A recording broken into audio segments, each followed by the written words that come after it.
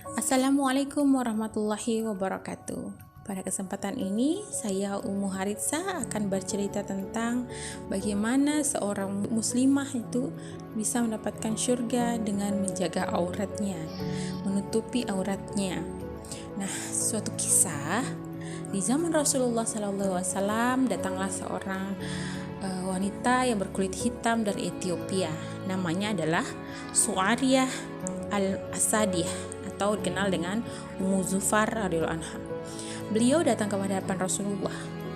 Beliau dari kitab yang dinukil oleh Atta bin Abi Rohah dikatakan bahwa ada seorang wanita hitam berkulit hitam datang ke hadapan Rasulullah ingin meminta disembuhkan penyakitnya oleh Rasulullah dengan didoakan. Kemudian Rasulullah berkata seperti ini, wahai Su'ariyah, apakah kamu ingin saya doakan untuk sembuhkan penyakitmu, atau ketika kamu bersabar atas penyakitmu kamu akan diampuni dosa-dosamu dan kemudian masuk surga? Kemudian beliau menjawab, saya akan bersabar. Masya Allah, tetapi tolong doakan saya, tetap doakan saya ketika kamu penyakit ayanku itu kemudian auratku tidak tersingkap. Nah, alhamdulillah Rasulullah SAW mendoakan sehingga ketika dia penyakitnya kambuh, auratnya tidak tersingkap. Masya Allah, ini pelajaran penting bagi kita gitu ya, bahwa sekalipun dalam kondisi sakit, seorang penghuni surga masih menjaga auratnya. Nah, apalagi kita yang masih dalam keadaan sehat walafiat, apakah kita sudah menutup auratnya dengan baik dan benar atau tidak? Wanita muslim itu mudah sekali mendapatkan surga. Dikabarkan bahwa ada 4 jalan masuk surga. Salah satunya adalah menutup aurat yang baik dan benar. Nah, pertanyaannya, yang baik dan benar itu seperti apa? Apakah menutup aurat itu dengan pakai selendang saja sudah cukup? Atau pakai kerudung lilit saja sudah cukup, atau pakai rok saja sudah cukup, baju atau lengan panjang sudah cukup, atau pakai gamis kah, atau pakai cadar kah? Nah, kita lihat tuntunan kita dalam mengerjakan segala sesuatu biasa kan ada dalil. Jadi dalil menggunakan jilbab. Nanti teman-teman bisa lihat di Quran surat Al-Ahzab ayat 59 gitu ya. Dikatakan, A'udzubillahi minasyaitonirrajim, Bismillahirrahmanirrahim. Ya ayyuhan nabiyyu qul lil azwajika wa banatika wa nisa'il mu'minina yudhina ala min jalabibihinna. Jadi sini katakan jalabibihinna itu makna jamak dari jilbab. Ya, jilbab itu bahasa Arab. Jadi jilbab itu bahasa Arab. Apa artinya?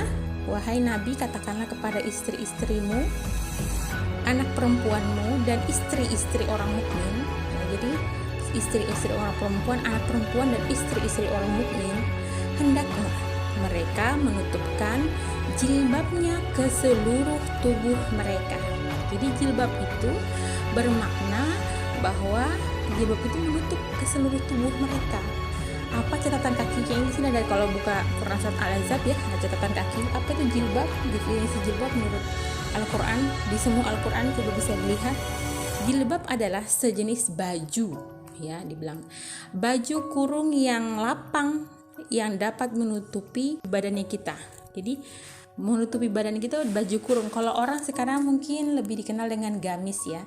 Gamis itu adalah jilbab sebenarnya, jalabibihinna. Jadi yang wajib digunakan itu adalah jalabibihinna atau jilbab atau gamis yang dikenal oleh orang saat ini. Nah, jilbabnya itu seperti apa? Apakah jilbabnya itu harus berwarna hitam semua atau bagaimana? Ya, jadi ada tuntunannya. Jilbab itu tidak boleh membentuk tubuh.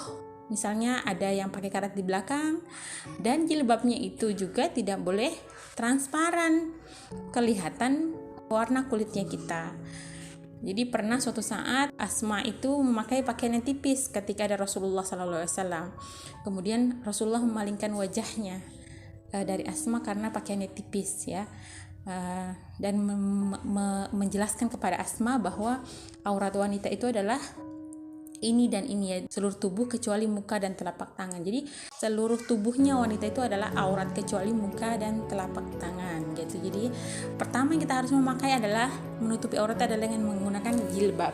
Kemarin kan saya kenalnya jilbab itu yang dipakai di kepala ya.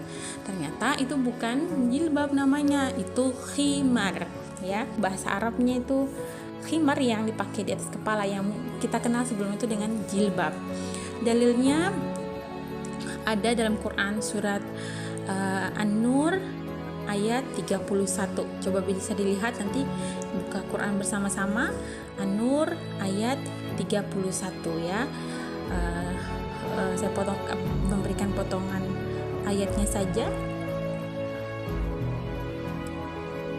A'udzubillahi minasyaitonirrajim. Bismillahirrahmanirrahim. Wal yadrib bihumurina ala juyubihinna, dan hendaklah mereka menutupkan kain kerudungnya bihumurina. Humurina itu adalah kerudung ke dadanya. Jadi syarat utama memakai khimar adalah menutup dada. Jadi tidak harus panjang ya, tapi menutup dada. Kalau sudah bisa menutup dada, maka dia dikatakan sah dalam memakai kerudungnya. Jadi harus menutupi dada, tidak boleh tidak menutupi dada. Nah, dua pakaian itu menjadi pakaian wajib bagi seorang muslimah untuk bisa mencapai surga. Lalu bagaimana dengan kaos kaki? Nah, kaos kaki kan dikatakan seluruh tubuh kita itu adalah aurat kecuali muka dan telapak tangan. Maka memakai kaos kaki itu dalam rangka menutup aurat adalah hukumnya wajib gitu ya. Jadi kalau misalnya di dalam rumah dan kemudian bajunya itu panjang sekali sampai kalau kita jalan itu tidak terlihat auratnya kita, maka tidak memakai kaos kaki pun tidak apa-apa.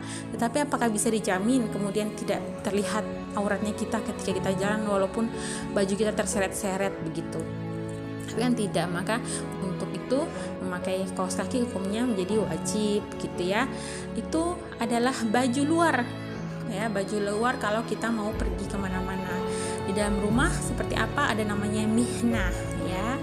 Mihnah itu adalah pakaian dalam. Pakaian dalam itu bukan BH dan celana dalam, bukan.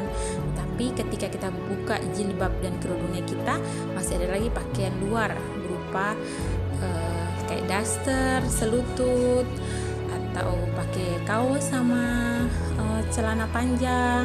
Jadi ketika dibuka itu terhadap haram kita itu bisa dilihat dengan pantas. Jadi kalau kita buka jilbab dan kerudungnya tadi kita, maka terlihatlah baju dalamnya kita untuk dipakai di dalam rumah dengan baju yang terlihat pantas. Jadi sekian materi dari saya ucapkan terima kasih, semoga bermanfaat. Wabillahi taufiq. Assalamualaikum warahmatullahi wabarakatuh.